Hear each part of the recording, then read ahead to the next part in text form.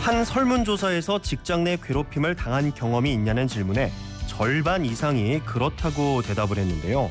요즘 여러 사건으로 화제가 되고 있는 직장 내 괴롭힘이란 무엇인지 다양한 사례와 해결법을 알아보겠습니다. 오늘 김효신 노무사님 모셨습니다. 안녕하세요.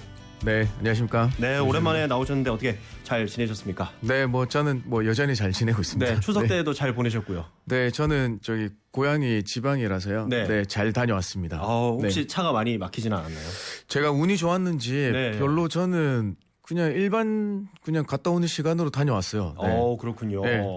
이렇게 저랑은 이제 처음 뵙게 됐는데 네.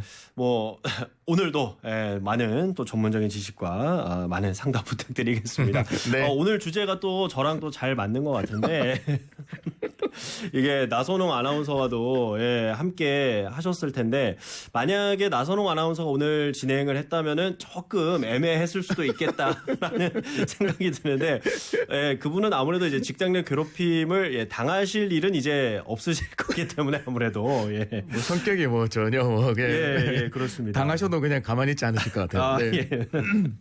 아무래도 이제 저도 직장 생활한 지가 어느덧 이제 8년째 되고 있어가지고 궁금한 게 많습니다. 이 직장 내 괴롭힘이 금지 규정으로 이제 법으로 이제 되어 있는 거죠? 맞습니다. 네, 이게 상당히 오래됐어요. 한 5년 정도 지나왔는데요.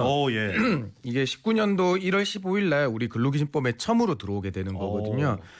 그때 이제 직장 내 괴롭힘의 금지, 그다음에 괴롭힘 발생 시에 조치 의무 등을 규정해 놓았습니다. 네. 근데 이제 이걸로 부족하다. 그렇기 때문에 21년 10월부터는 괴롭힘 사건이 발생했는데 사용자가 우리 이제 객관적인 조사를 하지 않거나 피해자 보호나 가해자 조치, 그다음에 비밀 누설 금지 등 조치 의무를 규정해 놓고 이걸 미이행할 경우에는 500만 원 이하 과태료를 부과하는 규정을 신설했고요. 네.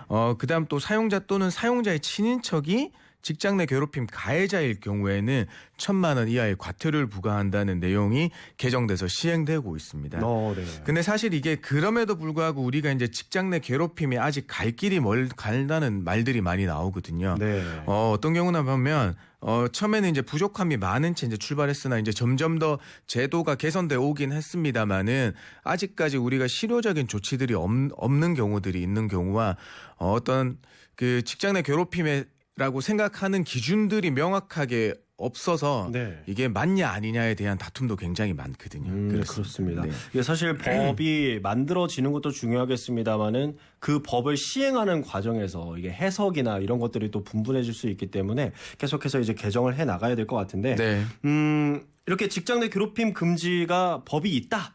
라는 것만 알고 있지 사실 구체적인 내용에 대해서는 저는 잘 알지 못하거든요. 네. 혹시 어떤 내용인지 알려주실 수가 있을까요? 이게 이제 5가지 정도 제가 알려드릴 수 있어요. 첫 번째는 이게 꼭 피해자가 아니더라도 누구든지 그러니까 직장 내 괴롭힘 발생 사실을 신고 가능합니다.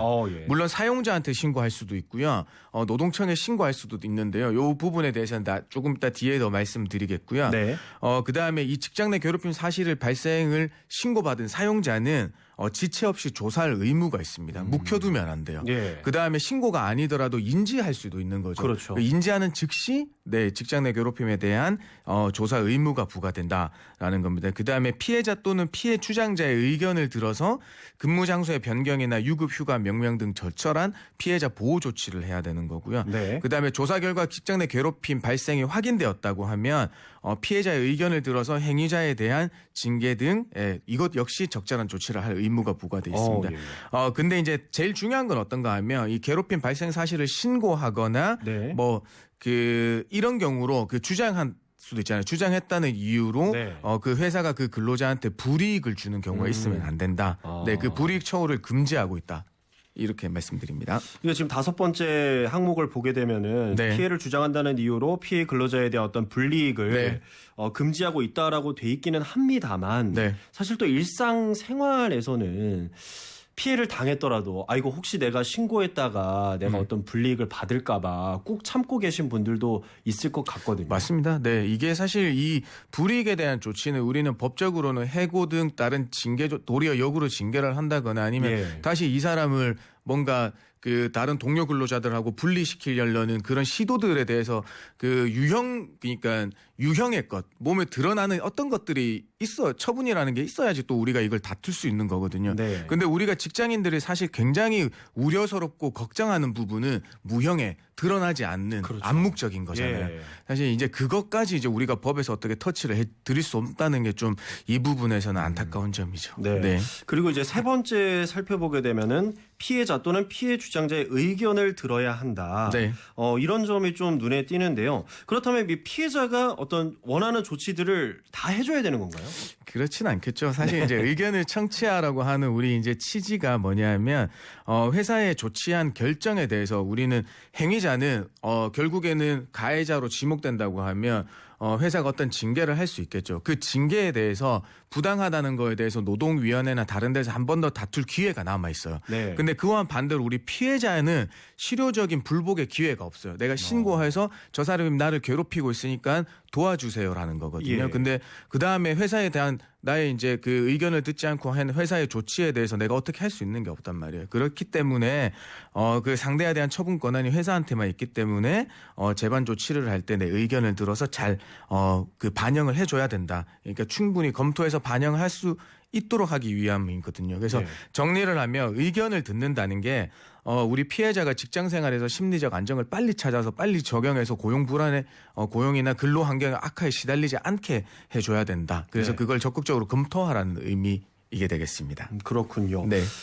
그런데 직장 내에서 이 벌어지는 모든 일들이 사실 직장 내 괴롭힘에 해당되지는 않을 것 같은데 그렇다면 법으로는 이런 경우에는 직장 내 괴롭힘이다라고 규정하고 있을 것 같은데 어떤 부분들이 직장 내 괴롭힘이라고 볼 수 있을까요? 사실 우리가 법에서는 그 유형들을 다 네. 열거하고 있지 못해요. 그렇죠. 그러니까 네. 어떤 뭐 노동부에서도 그냥 예시로서 예. 이런 경우에는 직장 내 괴롭힘에 해당됩니다라고 이제 얘기하는 게 우리가 그런 매뉴얼을 보면 되게 극단적인 경우들이 많거든요. 예. 그러니까 폭언하거나 폭행하는 건 당연히 괴롭힘과 그렇죠. 동시에 뭐 다른 폭행하는 그 잘못도 있는 거지만 네. 결국에는 우리 지금 직장 내 괴롭힘의 금지를 규정하고 있는 거는 크게 세 가지 핵심 요소를 정하고 있습니다. 네. 첫 번째는 직장에서의 지위 또는 관계 등의 우위에 있어야 된다는 거예요. 우위에. 예, 우위에 있어야 된다. 근데 이 지위의 우위는 사실 우리가 다 알겠죠. 뭐 위계 질서에서 상급자를 얘기하는 거거든요. 네. 근데 우리가 뭐 직장에서 상급자는 당연히 나를 괴롭히는 위치에 더 우월한 지위에 있으니까 되는 거지만 네. 더 중요한 거는 관계 등의 우위에 집중하셔야 됩니다. 이 관계 등의 우위는 개인 대 집단이나 다른 수적인 측면으로 우위성을 일으킬 수 있죠. 예, 예. 네, 나보다 더 많은 사람들이 집단적으로 나를 한 명을 왕따시킬 수 있는 거다시피. 네. 그래서 더 역설적으로 뭐 더 극단적으로 얘기하면 새로운 팀장을 기존에 있었던 팀원들이 괴롭히는 것. 자기들 여러 명이서 새로운 팀장 한 명을 괴롭히는 경우도 관계의 우위에 있기 때문에 우위성이 인정된다고 말씀드리고요. 그다음에 두 번째 제일 어려운 겁니다. 업무상 적정 범위를 넘어야 한다는 거거든요. 근데 이게 우위성이 인정되더라도 이게 예. 인정돼야지 직장 내 괴롭힘에 해당되는데요. 이 업무 관련성이 있어야 된다. 근데 이 업무 관련성은 포괄적 업무 관련성이다. 이게 사실 그래서 내가 겪고 있는 게 직장 내 괴롭힘일 수도 있고 아닐 수도 있는 거예요. 네. 왜냐하면 이게 사실 우리가 감정적으로 굉장히 많이 속상하거나 상한 경우에 이제 괴롭힘이라고 생각하는 경우가 많은데 안 그럴 수 있는 경우가 많거든요. 네. 그다음에 세 번째는 결과 발생이죠. 어떤 경우에든 직장 내 괴롭힘이든 아니든 신체적 정신적 고통을 받거나 근무 환경을 악화시키는 행위여서 내가 고통을 받는 거는 발생할 수밖에 없습니다. 결과 발생은 당연한 거고요. 그래서 네. 이 세 가지 판단 기준의 해당 여부와 함께 구체적 사정들을 종합적으로 고려해서 판단한다. 이게 우리가 성희롱에 대해 판단할 때처럼 네. 당사자 관계, 뭐 장소나 상황, 그다음에 지속성 여부, 행위의 내용 및 정도 이런 것들을 종합해서 고려해서 판단하고 있다. 이렇게 말씀드리겠습니다. 그렇다면 업무 관련성이란 게 어떤 게 있을까요? 예를 들면. 사실 이게 업무를 빙자해서 하는 경우들이 많죠. 네. 이 두 가지를 이제 노동부 업무 매뉴얼에서 이제 크게 두 가지를 소개하고 있습니다. 괴롭힘에 해당하는 경우, 해당하지 않는 경우. 네. 해당하는 경우는 어떤 거냐면 당장 그냥 디자인부의 업무를 들고 있어요. 내일 당장 디자인에 대한 시연회가 있는데 어떤 마무리를 짓지 못하고 오늘 계속 그 후임이 해온 어떤 디자인 시안을 가지고 계속 우리 소위 말로 그냥 백을 하는 거야. 갖고 오면 또 계속 다시 달려. 다시 예. 하는 건데 이 팀장도 이 일을 잘 해내기 위해서 하는 업무상 적정 범위 내에서 하는 거잖아요. 네, 그러면은 직장 내 괴롭힘에 해당되지 않는다. 그런데 어떤 다른 업무에서는 전혀 그런 사실이 없는 거지만 이 사람이 뭔가를 가지고 오기만 하면 네. 아무런 정당한 이유 없이 계속 백시키는 거예요. 다시 해요. 이게 뭐야? 예. 하면서 그 와중에 어떤 언어적 폭력이라고 하니까 언어적으로 비꼼 같은 게 있을 수 있죠. 예. 그런 게 이제 수반되는 경우들도 있을 수도 있고요. 네. 그렇다면 세 번째도 살펴보게 되면은 네. 어떤 신체적으로 그리고 또 정신적인 고통을 줘야 한다. 네. 이런 것도 뭐 예를 좀 들어주실 수가 있을까요? 사실 이제 정신적 고통은 제일 이제 그 직장에서 스트레스 때문에 잠을 못 무는 불면증이 생기거나 예. 아니면 다른 괴로움 그냥 생각하는 괴로움들이 발생하는 거고요. 이제 신체적인 그 변화 같은 경우는 스트레스를 과도하게 받으면 결국에는 이제 신체적인 발병들이 많이 나타나잖아요. 이제 그런 것들. 그다음에 가장 중요한 거는 이것들이 나타나면서 근무 환경을 악화시키고 있다는 거거든요. 이 사람이 계속 잘하고 있던 일도 계속 못 한다고 얘기를 해 보세요.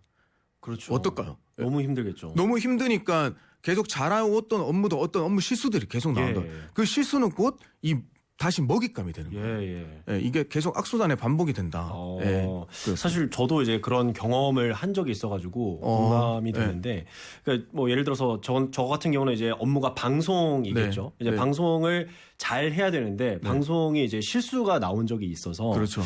제가 그때 한 달 정도 그 네. 팀에서 뭐 집단 따돌림은 아니겠습니다만 네. 뭐 제 의견이 이제 반영되지 않는다거나 아니면은 뭐 제가 심리적인 좀 압박을 받은 적이 있었거든요. 이거는 좀 생각해 볼 문제 그러니까요. 같아요. 이게 이제 괴롭힘이라고 생각하세요, 본인은? 그러니까 그게 네. 괴롭힘의 그 정말 그 선을 탄다고 하죠. 아, 그러니까 네. 이게 이런 경우들 괴롭힘은 많아요. 아닌데 네. 그런데 제가 이제 많은 스트레스를 받았고, 근데 이거를 과연 그 어떤 직장 내 사실 그때만 하더라도 직장 내 괴롭힘이라는 단어가 그렇게 많이 퍼져 있을 때가 아니었어요. 쭉 8년 전이면 이제. 네, 2019년 1월 그래서 1월 15일부터 시행이 됐으니까요. 예, 그쯤이라고 하셨으니까 네. 예. 그때 이제 기억이 나는데 딱 그때쯤이었거든요. 이게 사실 굉장히 그래요. 이 신입사원들이나 어떻게 이제 이 업무의 환경에 처음에 접하시는 분들이 겪어야 네. 될, 우리는 예전에는 이제 그걸 텃세를 이겨낸다는 표현을 많이 예. 했어요. 그러니까 아까 가장 적절한 표현이 선을 타고 있는 것 같다라는 이제 표현인 건데, 네. 하시고 계시는 분들은 어떤 더 큰 사고를 예방하기 위한 어떤 일종의 교육으로 생각하는 경향이 굉장히 크고요. 그렇죠. 근데 결국에는 그걸 겪는 사람은 너무나 심적으로 내가 이걸 어떻게 해야 되지 더 잘할 수 있는데 못하는 경우, 이게 과연 괴롭힘일까 하는 거는 좀 선을 타고 있다고 하는 게 가장 적당한 것 같습니다. 네, 밖에서 지금 그 PD 선배가 네. TBS는 아니라고 전 직장이라고 꼭 언급을 네. 하라고 해서 네. 예, 전 직장임을 맞습니다. 미리 네. 다시 한 번 더 말씀을 드리겠습니다. 네. 자, 그럼 다시 한 번 더 질문을 드리면은 네. 실무에서는 개인적인 고충과 이 직장 내 괴롭힘이 잘 구별되지 않아서 괴롭힘 신고 건수가 정말 많아졌다고 하는데 이게 사실인가요? 네, 맞아요. 아까처럼 우리가 이제 신입사원들이나 좀 다시 들어온다 이 적응하는 기간에 적응기에 대해서 이제 발생하는 그런 것들이 있고요. 그 다음에 이게 사실 업무를 하다 보면 나는 잘하고 있는데 왜 자꾸 나한테만 그러지? 그러니까. 그 다음에 또 다른 사람이 이제 뭐 얘기함으로써 이 감정적으로 기분이 굉장히 나빠지는 경우들이 있잖아요. 네. 근데 이런 것들을 모두 직장 내 괴롭힘으로 생각해서 신고하는 경우가 많긴 해요. 그러니까 이게 원래는 법적으로 이제 직장 내 괴롭힘 요건들이 정해져 있죠. 업무상 적정 범위를 넘을 것이는 네. 거예요. 업무상 적정 범위를 안에 들어가면 안 되는 거예요. 직장 내 괴롭힘은. 예. 근데 감정적으로 속이 상했잖아요. 그렇죠. 예. 그러면은 괴로운 거예요. 예. 결과 발생에 집중하고 있는 예. 거죠. 예. 그렇기 때문에 뭐 많긴 해요. 현재는 뭐 사무직, 비사무직, 뭐 서비스업 가리지 않고 많이 나타나고 있습니다. 그래서 사실 이제 업무가 미숙했던 경우나 아니 처음인 경우 업무 지적이 많아질 경우에 이제 빈번하게 발생하죠. 네, 그 뭐 애매한 상황들이 참 많을 것 같습니다. 이제 뭐 신입 사원이 들어와서, 네. 그러니까 업무를 좀 숙달시키기 위해서 뭐 조언을 한다거나 네. 아니면 좀 질책을 했는데 그것이 뭐 직장 내 괴롭힘으로 신고가 들어온다거나 이런 경우가 정말 많죠. 맞습니다. 이게 결국에는 어떤 이게 우리가 폭언이라고 하면 결국에는 욕설이 섞여 있을 수도 있고 비속어. 언성이 비속어가 섞여 있을 수도 있고 언성이 네. 높아지는 경우가 있어 고함을 치거나 이제 네. 이런 경우에 같으면은 당연히 해당되는 거지만 조곤조곤 얘기하면서 하는 어떤 그 뉘앙스에서 오는 말 못할 그런 것들이 네. 있거든요. 그래서 아까 전자 같은 경우에 당연히 괴롭힘에 해당할 요소가 높겠지만은 뭔가 일시적으로 뭐 주변의 환경의 영향으로 잘 안 들리니까 뭐 목소리가 커진 경우 아니면 목소리가 원래 크신 분들이 또 예. 있잖아요. 이제 그런 경우에는 개인적 괴롭힘일지 아니면 이게 그렇게 당해서 고충이 될지는 판단이 굉장히 애매해요. 예. 그런데 이제 뭐 네. 언성이 높지 않고 그러니까 네. 조곤조곤 말을 합니다만 네. 그리고 또 비속어도 없습니다만 정말 그 비꼰다고 하죠. 네. 예, 정말 뭐 그 어떤 인신 공격성의 그런 비꼬는 말을 한다면 그것도 역시 직장 내 괴롭힘이 될 수도 있을까요? 그렇죠. 이제 그거는 당연히 해당될 요소가 많고요. 아, 그다음에 예. 이제 그건 어쨌든 업무상 적정 범위를 넘는 경우에 더 해당이 더 많이 될 거예요. 아, 그렇군요. 왜냐하면 비꼰다는 것 자체 그다음에 그 뉘앙스를 달리해서 이 사람을 마치 정말 기분 나쁘게 해서 어떤 해를 입히려는 예, 의도가 예. 강한 거잖아요. 예. 그거는 분명 업무상 적정 범위가 넘어야 된다는 요소에 해당될 여지가 크거든요. 그렇다면 이제 네. 그것을 증명하기 위해서는 뭐 녹음을 해야 되는 건가요? 사실 우리가 이제 녹취하는 게 들어봐서는 굉장히 편한 방법일 수도 있죠. 그런데 저는 개인적인 생각으로는요. 예. 우리 직장에서 이 녹취를 상대방의 동료 근로자들에 대해서 녹취가 이 성행돼서는 안 된다는 입장이에요. 그렇죠. 물론 이제 자기가 이제 그 어떤 경우들 괴롭힘에 관한 경우들 나 말고는 다 따돌리고 있어요. 이제 그런 경우는 허용되어서는 되는 거지만 네. 어떤 모든 직장에서 일어나는 발언들을 녹취하겠다. 예. 네, 요거는 조금 힘들. 그렇다면 이제 괴롭힘을 당하는 사람 입장에서는 어쨌든 내가 이런 괴롭힘을 당했다라는 것을 입증을 해야 되잖아요. 그렇죠. 그럼 입증하는 방법이 다른 뭐가 우리가 이제 있을까요? 기록들 예. 이제 기록이 되겠고요. 그다음에 목격자, 그다음에 나에게 우호적인 사람들을 예. 그러니까 같이 저기에 대해서 우리 용기 있게 같이 말해줄 동료 근로자들을 찾는 게 증언. 중요해요. 네, 그게 안 되면 결국에는 예. 녹취를 해야 되는 거죠. 예. 그러니까 만약에 기록을 했다고 하더라도 네. 그 피의자가 네. 이거 조작된 거다. 난 이런 말 한 적이 없다. 이렇게 나올 수도 있지 않을까요? 근데 이제 이 기록은 일회성 기록이 아니고 이제 누적된 기록에 의하면 이것도 예. 충분히 간접 증거로 활용될 수 있다. 예, 왜냐하면 이 사람을 괜히 이 사람이 그 가해자로 지목된 그 사람을 굉장히 나쁜 의도로 쫓아내려는 그런 의도는 없다고 보이면 이거는 네. 당연히 입증 자료로 활용될 수 있겠습니다. 그렇군요. 네. 여기서 퀴즈 나갑니다. 직장인 괴롭힘 방지법은 직속 상사의 괴롭힘만 적용된다. 맞으면 O, 틀리면 X. 자, 이 퀴즈에 대한 정답을 보내주시면 되겠습니다. 50원의 유료 문자 샵 0951 또는 무료인 TBS 앱으로 정답을 보내주시면 되는데요. 다시 한 번 더 퀴즈 내드리도록 하겠습니다. 직장인 괴롭힘 방지법은 직속 상사의 괴롭힘만 적용된다. 맞으면 O, 틀리면 X 보내주시면 되겠습니다. 직속입니다. 그냥 상사가 아니고요. 직속 상사의 괴롭힘만 적용된다. 우리 노무사님께서 좀 힌트를 내주신다면요. 우리나라는 끼리끼리 문화가 굉장히 강해요. 끼리끼리 문화가 그렇죠. 이제 강하다. 이 끼리끼리에서 오는 예. 뭔가 항상 잡음이 생겨요. 네. 끼리끼리 문화. 네. 그러니까 우리가 좀 잘 뭉친다라는 말씀이시네요. 그렇죠. 뭐 잘 뭉치고 예. 거기에 이제 이너서클 안에 못 드는 사람들에 대한 뭔가가 문제가 생겨죠. 네. 아니 밖에서는 지금 힌트가 더 어렵다고 말씀을 하시는데 네. 그렇습니다. 그러니까 직속 상사의 괴롭힘만 네. 적용이 될까?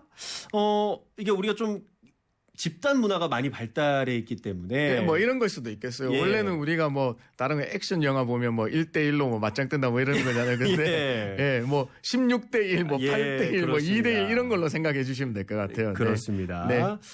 다시 한 번 더 퀴즈를 내드리죠. 직장인 괴롭힘 방지법은 직속 상사의 괴롭힘만 적용된다. 맞으면 O, 틀리면 X. 정답 보내주시면 되겠고요. 슬기로운 직장 생활 오늘 김효신 노무사님과 함께하고 있는데요. 저희가 노래 듣기 전에 퀴즈를 내드렸었죠. 직장인 괴롭힘 방지법은 직속 상사의 괴롭힘만 적용된다. 맞으면 O, 틀리면 X. 계속해서 여러분들의 정답 기다리고 있습니다.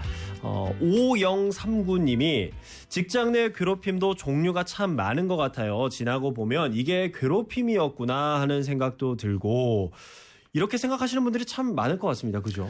예, 맞아요. 그리고 이거는 이 개인의 민감도에 또 따라서 나뉠 수도 있을 것 같아요. 예. 네. 그러니까 누군가가 보기에는 같은 사안이라고 하더라도 네. 누군가는 이거 괴롭힘인데라고 생각할 수도 있고 누군가는 아유 뭐 참을만한데라고 생각할 수도 있고요. 그렇죠. 어떻게 보면 이거는 뭐 분위기를 바꾸는 뭐 그다음에 좀 더 좋게 하려는 친근감의 다른 표현 뭐 이렇게 생각하시는 분들도 있더라고요. 네. 네. 그리고 9310님이 지금 제가 상사한테 따돌림을 당하고 있습니다. 이거는 거의 뭐 명백한 뭐 직장 내 괴롭힘이 아닐까 싶은데요. 오늘 방송을 잘 들으시고요. 저희가 또 이제 설명을 해드리는 부분이 있고 그리고 또 저희가 또 정확한 상황을 모르기 때문에 상담을 받으셔야 하는 상황일 수도 있기 때문에 저희가 또 그 신고를 어디다가 하셔야 되는지도 알려드릴 테니까요. 오늘 방송을 잘 청취해 주시기 바랍니다. 그리고 2323님이 직장 괴롭힘 하지 말고 우리 사이좋게 일합시다. 직장인들 파이팅입니다. 라고 문자를 보내주셨는데 그렇습니다. 저희가 또 뭐 직장이 거의 뭐 제2의 집이나 마찬가지로 정말 오랜 시간 머물러야 하는 곳인데 서로 괴롭히기보다는 또 함께 일하는 동료 아니겠습니까? 맞습니다. 이게 동료의 의식도 하고 괴롭히는 네. 것보다 서로 그냥 얘기해서 화난 부분들이나 이런 걸 잘 표현하는 방법들을 좀 배우셔야 돼요. 네, 그렇습니다. 얘기가 나온 김에 그 2755님이 근데 직장 괴롭힘을 어디다 신고를 하나요?라고 질문을 주셨어요. 어디다가 하면 될까요? 이 직장 내 괴롭힘은요, 우선은 사내 해결의 원칙이에요. 사내 해결이 그렇죠. 원칙이다. 그러니까 당연히 회사에다 신고를 해주셔야 돼요.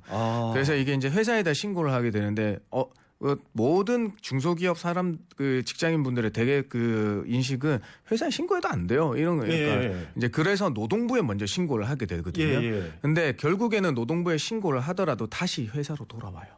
회사에서 결국에는 사내 해결의 원칙이니까 회사에서 객관적으로 조사해서 우리한테 조사 결과 보고서 주세요. 그러니까 대신에 감독 기관이 하나 끼는 거예요.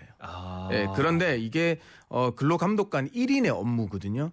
근데 이 1인에 따라서 이 직장 내 괴롭힘에 대해서 또 판단 기준이 달라지니까 지금은 이 직장 내 괴롭힘에 대한 해당 여부의 판단을 어디 위원회나 이런 데다가 협의체 기관으로 해야 되겠다라는 그런 얘기들이 나오고 있습니다. 그렇군요. 그런데 이제 좀 그 기업체 규모가 작은 곳일수록 그 해결책이라고 하는 게 조금 어려울 것 같다라는 생각이 드는 게 맞습니다. 이 대기업 같은 경우 그러니까 직장 내 인원이 많을 경우에는 뭐 부서 이동이라든지 그런 걸 통해서 약간 가해자와 피해자를 완전히 분리시킬 수 있을 것 같은데 이게 기업체의 규모가 작을수록 사실 완전히 분리한다는 게 쉽지가 않잖아요. 그렇죠. 6명 우리는 왜냐하면 직장 내 괴롭히면 5인 이상 사업장에 적용되는 거거든요. 근데 6명 다 같이 한 사무실에서 뭐 한 10평 되는 사무실에서 근무하고 있어요. 난감하죠. 어디로 가야 될지 뭘 해줘야 될지. 정말 그 해결책도 쉽지 않은 이 직장 내 괴롭힘이기 때문에 이제 앞서 문자를 읽어드렸죠. 같은 직장에서 일하는 동료기 때문에 이런 직장 내 괴롭힘은 없으면 좋겠고요. 그리고 7002님이 직장이나 학교에서 괴롭힘 당하는 사람은 많이 힘들지만 가해자들은 어떤 마음으로 그러는지 심리가 궁금합니다. 한 번쯤은 입장 바꿔서 생각해 본다면 그러지 않을 거라고 생각됩니다. 라고 문자를 보내주셨는데요. 노무사님께서도 이제 좀 그 어떤 이 사건들을 좀 진행을 해 보셨잖아요. 이 가해자로 그러니까 피의자죠. 이분들의 이야기를 들어보시면 어떠신가요? 사실 뭐 가해자분들은 이 본인의 주장이 되게 강하신 분들이 많아요. 주장이 강하다. 그리고 이제 이 세상이 바뀌었잖아요. 근데 아직까지 예전 그 과거에 머물러 있거나 아니면 그 당연히 해야 될 일들 막 그런 거라고 생각하는 경향이 강해요. 나도 그렇게 일을 배웠다. 그렇죠. 그랬는데 이것이 도대체 무엇이 문제냐? 그렇습니다. 라고 그런 말씀을 하시네요. 대놓고 뭐 예전 말처럼 왕따 시키거나 그런 경우는 극히 드물긴 해요. 그렇군요. 이제 다시 저희가 진행해 보도록 하겠습니다. 최근에 이 아이돌이죠. 뉴진스가 유튜브 라이브에서 한이 멤버 한이 씨가 하이브 4층 헤어 메이크업을 받는 곳 복도에서 대기하고 있을 때 다른 연예인 팀원과 매니저에게 인사를 했으나 무시를 당했고 그 매니저가 한이 씨 앞에서 무시해 라고 직접 발언을 했다라고 한 것을 두고 한 팬이 직장 내 괴롭힘으로 노동부에 신고를 했다고 하는데 이것도 괴롭힘에 해당이 될까요? 이건 사실 뭐 정확한 조사를 해봐야지 알 것 같아요. 뭐 네. 이거 그런데 이것만 두고 나서 이 직장 내 괴롭힘 노동부 신고 여부가 이제 맞는다를 좀 따지고 보면 네. 이게 따돌리려고 하는 의도가 조금 있는 것 같아요. 왜냐하면 결국에는 자기가 인사를 받아서 안 받는 거는 뭐 괜찮지만 다른 그 팀원들, 다른 아이돌까지 무시해라고 하는 발언은 다른 이들에게 영향을 미쳐서 이 한희 씨에 대해서 어떤 그 한희 씨를 철저하게 격리시키려는 의도가 조금 보이거든요. 네. 그래서 뭐 이 행위가 업무상 적정 범위를 넘어서 이제 직장 내 괴롭힘 판단되기 위해서는 다른 유사 행위들이나 아니면 이런 것들을 따져봐야 되는 거거든요. 네. 그래서 그것 때문에 조금 뭐 단답형으로 말씀드리기는 좀 쉽지 않고요. 그다음에 또 이 하이브와 여기에 있는 이제 이 유진스는 다 아시겠죠. 어도우 소속이고 예. 다른 팀원들은 과연 어디 소속일까라는 이 사용자 동일 사업주 여부 하에 있는지도 중요받아야 되는 거고요. 이걸 들으시는 분들도 알겠지만 연예인도 근로자였어? 예. 약간 우리는 왜냐하면 근로기준법이나 다른 노동법은 근로자에 해당되어야지 이 노동법상 보호를 받을 수 있는 거거든요. 그것도 따져봐야 돼요. 오. 네. 그렇다면 연예인들은 근로자가 맞나요?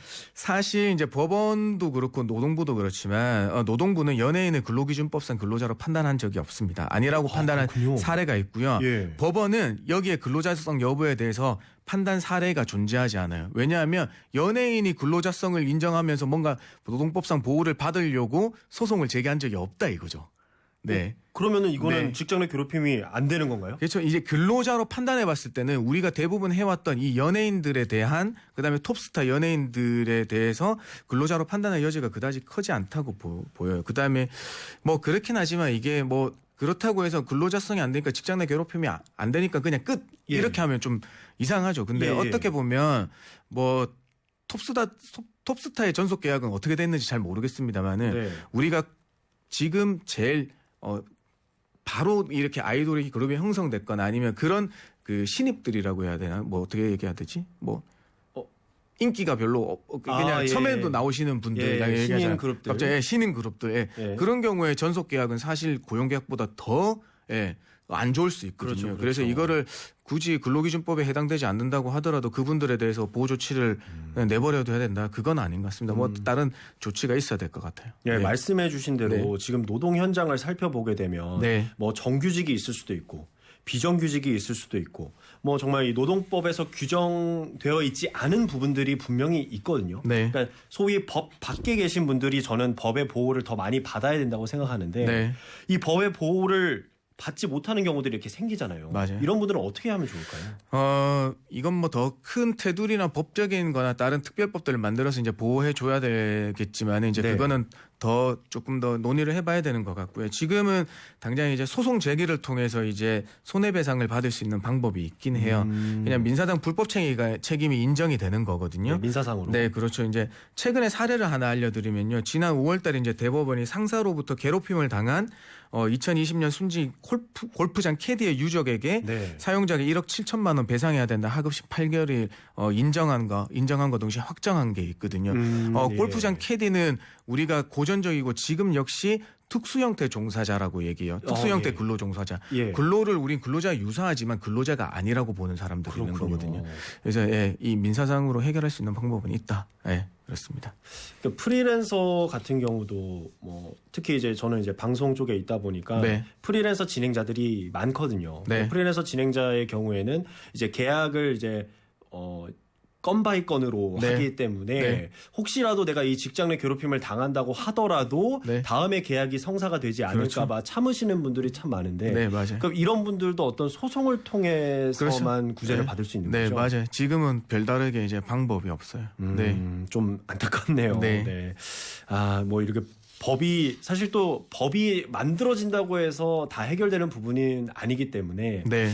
또 너무 법 만능주의로 가서는 안 되는 거잖아요. 이게 우리가 그동안 이제 사실 이제 사회가 고도하고 발달되기 전까지는 우리가 대부분의 직장인들이 거의 대부분이었어요. 예. 프리랜서나 이런 특수 형태 근로 종사자분들은 정말 소수였기 예. 때문이죠. 그래서 이제 그게 사회적으로 문제가 되지 않았지만 지금은 우리가 발달하면서 근로자로 봐야 되냐 말아야 되냐 이 중간자적 형태에 있으시는 종사하시는 분들이 굉장히 많거든요. 네. 그래서 이제 산재나 고용 이쪽으로는 우리가 사회적 제도의 보호망 안에 이제 할 수 있는 틀을 만들었습니다만 아직까지 이런 세세한 부분까지는 조금 부족하긴 합니다. 네. 그럼 여기서 사연 하나 소개해 드리겠습니다. 안녕하세요. 저는 20대의 직장인입니다. 올해 초 회사 대표로부터 회사 사정이 어려우니 사직서를 제출하라는 요구를 받았습니다. 제가 이를 거부하자 업무 배제와 폭언 등 괴롭힘이 시작됐고 견디다 못해 노동청에 진정을 냈습니다. 노동청은 지난 6월 직장 내 괴롭힘을 인정하고 대표에게 과태료 300만 원을 부과했는데요. 신고 사실이 알려지자 회사에선 제 책상을 복도와 창고로 치워버렸고 과태료가 부과되자 징계위원회를 열어서 지난 7월에 저를 해고했습니다. 이런 갑질 대처할 방법이 없을까요? 라는 사연이었습니다. 이렇게 되면 어떻게 해야 될까요? 사실 이제 두 양 당사자 간에 정말 극단적 대립에까지 그냥 끝장을 본 것 같아요. 예, 왜냐하면 이 회사는 결국에는 해고까지 했으니까 이분에 그렇죠. 대한 조치 방법 하나는 결국에는 부당해고 구제 신청을 해서 어떤 구제 신청의 취지를 원직 복직을 하든지 아니면 금전 보상 명령을 통해서 어떤 보상을 받을 길이 열려 있고요. 이제 네. 두 번째는 이분의 정신적 공통이 굉장히 상당하실 것 같아요. 이 부분은 우리가 그 직장 내 괴롭힘 역시 산업재 산재 보상 보험으로 처리될 수 있기 때문에 그거 신청해서 다르게 구제받으실 수 있고요. 이와는 별도로 아까도 말씀드렸지만 역시나 우리 근로자도 별도로 사용자 측에다가 이 민사상 불법행위에 대한 손해배상을 청구할 수 있거든요. 네. 그러니까 소송 쟁의를 통해서 또 손해배상금도 받을 수 있겠다라고 말씀드리겠습니다. 그 부당 해고로 인정을 받아서 네. 복직이 됐을 때 네. 저는 사실 복직이 됐을 때도 조금 걱정이 되거든요.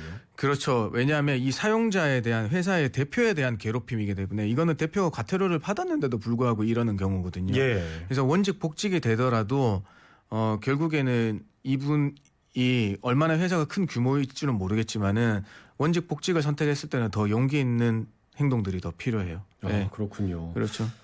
참 이 직장 내 괴롭힘에 대해서 이야기를 들으면 들을수록 네. 사실 해결도 어렵지만 해결되고 난 뒤의 일도 네. 걱정이 좀 많이 됩니다. 네. 뭐 이런 것뿐만 아니라 좀 사소한 괴롭힘이랄까요? 네. 저만 회사에서 미혼인데 회사 동료들이 틈만 나면 요즘 뭐 애인 생겼어? 뭐 소개팅 자주 해? 뭐 이런 어떤 개인사를 물어본다거나 아니면은 고백 공격이라고 하죠. 예. 나 너 좋아해. 예, 같은 회사에서 우리 만나자. 이런 일들도 많이 발생하는 것 같아요. 네. 그렇습니다. 이게 뭐 첫 번째 질문 주신 분의 이제 우리가 직장 동료들이 진심으로 우리나 뭐 그 동료 간에 할 수 있는 친교나 이제 사교 위한 예. 그런 거에 대한 질문은 사실 괴롭힘이라고 보기 어렵거든요. 아, 그렇군요. 그런데 이게 본인의 이 거부 의사를 명확하게 표시를 했음에도 불구하고 예. 계속 놀리듯이 이제 계속 반복적으로 얘기한다는 거는 네. 예, 이거는 괴롭힘에 해당될 여지가 커요. 아, 네. 그렇군요. 그다음에 또 우리가 요즘에 아까도 말씀드렸다시피 인터넷에도 화제되고 있는 게 이제 회사 직장 내에서 이제 고백 공격이 많이 회자되고 있거든요. 예. 이제 그 사람에 대한 이제 짝사랑이 어떤 이 고백 한 번에 으로 싫다는 걸 받아들여서 끝나면 괜찮을 텐데요. 네. 그걸 이 스토킹에 이를 만큼 집요하게 하시는 분들이 있죠. 그러면 정말 도리어 내가 고백을 받으신 분은 굉장히 난감하거든요. 그다음에 이거를 거절하게 된 순간도 그렇고요. 예. 예, 이거는 뭐 아까 전자는 순수한 고백 같은 경우에는 괴롭힘이 아니겠지만 네. 스토킹에 이럴 정도 같으면 이제 그거는 다른 범죄에도 해당되지만 당연히 괴롭힘에 해당될 수 있죠. 네. 그러니까 말씀을 들어보니 이 괴롭힘에 해당되는 경우는 대부분 어떤 지속적인 좀 과한 반복. 그렇죠. 이제 그런데 원래는 우리가 이제 판단을 할 때는 결국에는 성희롱은 뭐 지속성, 반복성 여부가 그다지 중요하지 않겠습니다만은 이 직장 내 괴롭힘 같은 경우에는 네. 저는 제 입장은 사실 지속성과 반복성 여부까지 조금 봐야 되지 않나라는 네. 입장이긴 합니다. 근데 이거는 법에서는 이거에 대해서는 요건은 없어요. 아, 그렇군요. 예, 이게 없기 때문에 지금 판단이 어려운 거예요. 예. 좀 이런 부분들도 어떤 법안이 뭐 개정이 된다거나 좀 보완이 돼야 될 것 같고요. 네, 계속 논의가 있어 와요. 예. 예, 청취자 질문 하나 읽어드리겠습니다. 4671님이 안녕하세요. 40대 후반의 직장인입니다. 육체 노동을 요하는 직장을 다니고 있는데요. 특정 상사가 저를 지목해서 처리하기 어려운 일이나 육체적으로 힘든 일을 시키는데 이것도 직장 내 괴롭힘일까요? 라는 질문입니다. 육체 노동을 요하는 직장에서 육체적으로 힘든 일, 이거는 뭐 의도를 조금 더 살펴봐요. 이게 뭐 의도가 중요하진 않겠습니다만 네. 유독 왜 이분한테만 그러는 걸까라는 거예요. 이분을 생각할 때 다른 사람한테 시키고 있는데도 이분은 모를 수 있잖아요. 근데 이분은 나한테만 그렇다고 이제 얘기하는 거니까 네네. 물론 이분께서의 특정 상사 저만 나한테만 이런 일들을 계속 지속 반복적으로 계속한다. 근데 내가 조금 더 이 업무의 강도를 낮춰주고 이런 걸 다시 뭐 순번제로 하든지 이런 다른 방안을 내놨음에도 불구하고 나한테만 지속적으로 그런다고 하면 직장 내 괴롭힘에 해당될 여지가 크죠. 네. 이건. 그런 어떤 어려운 일이나 육체적으로 더 힘든 일을 시키는 어떤 빈도랄까요? 그렇죠. 그런 거를 한번 체크해 보시면 더 좋을 것 같습니다. 왜냐하면 이 말을 하시는 게 이제 한두 번 가지고는 얘기 안 하시거든. 사람들은 보통. 그런데 이게 뭐 너다섯 번, 뭐 대여섯 번 정도 되면 나도 이걸 얘기를 해야 되는 거 아니냐에 이제 갈등에 시달리게 되세요. 네네. 그런 걸 좀 파악해 보셔야 되거든요. 네. 그리고 이제 조금 더 구체적으로 질문을 주시면은 저희가 좀 더 정확한 상담을 해드릴 수 있다는 점도 말씀을 드리고요.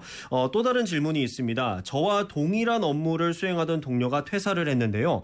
상사가 제게 동료가 하던 그 업무까지 하도록 지시를 해서 스트레스가 요즘 너무 심합니다. 업무가 과중하다고 이야기를 해봤지만 인력을 구할 때까지는 어쩔 수가 없다고 해서 너무 괴로운데요. 이건 직장 내 괴롭힘에 해당이 될까요? 라는 질문입니다. 사실 이거는 안 될 것 같아요. 이건 안 되나요? 네, 왜냐하면 일시적 인력 부족으로 해서 업무의 부담이 과중되고 있는 거거든요. 이제 여러 명이 이제 본인도 그렇지만 다른 분들까지 더 한다고 하면 이거는 뭐 괴롭힘에 해당될 정도의 부적절한 행위도 없었다고 보여요. 그렇기 때문에 이거는 회사의 업무 분장을 통해서 이 직원들의 사기나 근로 환경을 조금 더 개선시킬 그걸 회사가 안 하고 있는 거거든요. 그래서 이제 상사가 괴롭히고 있는 행위는 아니다. 근데 회사가 빨리 이 업무에 로드 걸리는 걸 빨리 해소시켜서 다른 쪽으로 생산성을 높이게 만들어 줘야 되는데 그걸 안 하고 있는 거예요. 빨리 좀 채용을 해서 이걸 채용을 하든지 아니면 업무 분장을 다시 적절하게 해야 되겠죠. 그렇군요.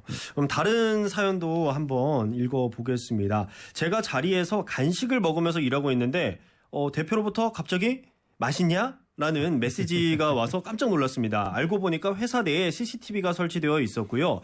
해당 모니터가 대표의 자리에 설치되어 있어서 상시적으로 직원을 관찰할 수 있고 또 수시로 경고 메시지를 보낸 거였습니다. 이런 점은 직장 내 괴롭힘이라고 볼 수가 있을까요? 네, 괴롭힘인 거죠. 왜냐하면 이제 사실 첫 번째는 노동 감시 목적의 CCTV 설치는 개인정보보호법에 대해서 법 위반인 거예요. 근데 두 번째, 그걸 당연히 맛있냐고 얘기하면서 뭐 다른 얘기들을 쭉쭉쭉쭉 했겠죠. 그거는 당연히 이분을 괴롭히려는 그다음에 업무에 뭔가 감시를 함으로써 업무에 과중을 주고 있으니까 업무상 적정 범위도 아니에요. 최근에 한 이제 유튜버도 그 사무실에 CCTV를 설치해 놨다고 해서 그 직원들이 이것을 나를 감시하는 목적으로 CCTV를 설치했다라고 이제 주장을 한 적이 있었죠. 그때 이제 그 사용자는 그것은 아니었고 워낙 이제 사무실에 도난될 수도 있는 물품들이 있기 때문에 설치했다라고 이제 해명을 하는 사건이 있었잖아요. 네, 맞아요. 그렇게 그러면 그 어떤 사무실에 CCTV가 있다고 하더라도 그것이 이제 직원 감시용 목적이 아니라 다른 목적이라고 하면은 괜찮은 건가요? 네, 그렇죠. 왜냐하면 CCTV 자체는 요즘에는 CCTV 없는 데가 없어요. 그거 다 있는 걸 가지고 이 목적 외 사용을 금지하고 있는 거거든요. 그 점을 좀 고려했으면 좋겠습니다. 그렇다면 마지막으로 직장 내 괴롭힘이 발생하지 않은 것이 가장 좋겠지만 그러지 못한 것이 문제인데요. 이 괴롭힘을 입은 피해자가 어떻게 대응하면 가장 좋을까요? 우리가 계속 뭐 얘기하고 있지만 직장 내 괴롭힘이에요 아니에요라는 걸 단답형으로 듣고 싶은 하지만 저는 계속 일 수도 있고 아닐 수도 있다는 애매모호한 얘기들을 하는 거잖아요. 왜냐하면 이건 결국에는 그 주변 상황들까지 종합적으로 살펴야 되기 때문이에요. 그렇기 때문에 이 직장 내 괴롭힘에 내가 겪고 있는지 아닌지에 대해서는 전문가의 상담을 받아보실 필요가 있어요. 여기에 대해서는 우리가 노동부에서 직장 내 괴롭힘 상담센터라는 걸 운영하고 있어요. 1522에 9000번이에요. 1522에 9000번. 여기 하면 공인노무사의 전문적인 상담을 받아보실 수 있어요. 그래서 거기에 따라서 그 상담과 역시 다른 후속 조치를 어떻게 해야 되는지 알려주고 있으니까 한번 받아보시길 변하고요. 그다음에 사실 이제 법에서 규정하고 있는 직장 내 괴롭힘에 해당된다고 하면 역시나 회사에 빨리 신고를 하셔서 보호 조치를 받으셔야 된다라고 말씀드리겠습니다. 전화번호 다시 한 번 더 말씀드리겠습니다. 1522에 9000번 이곳으로 상담을 받으실 수가 있고요. 저희가 또 퀴즈를 내드렸기 때문에 정답 말씀드리겠습니다. 직장인 괴롭힘 방지법은 직속 상사의 괴롭힘만 적용된다. 맞으면 O, 틀리면 X. 정답은요? X입니다. X, 네. 예, X가 정답이었습니다. 뭐 직장 상사뿐만 아니라 집단 따돌림이 또 오히려 상사에게 행해질 수도 있기 때문에 맞습니다. 네. 네, 뭐 이것은 당연히 직장 상사의 괴롭힘만 적용되는 것은 아니었고요. 퀴즈 정답 맞히신 분들 중에 저희가 선물 받으실 분 3분 말씀드리겠습니다. 먼저 4671님 그리고 9310님 4772님 이렇게 3분께 저희가 선물 보내드리도록 하겠습니다.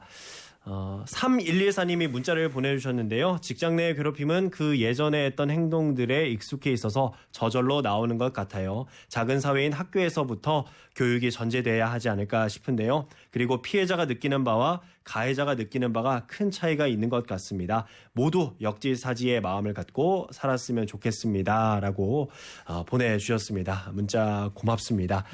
여기서 마무리를 해야 될 것 같습니다. 오늘 감사합니다. 네, 고맙습니다. 네, 고생하셨습니다.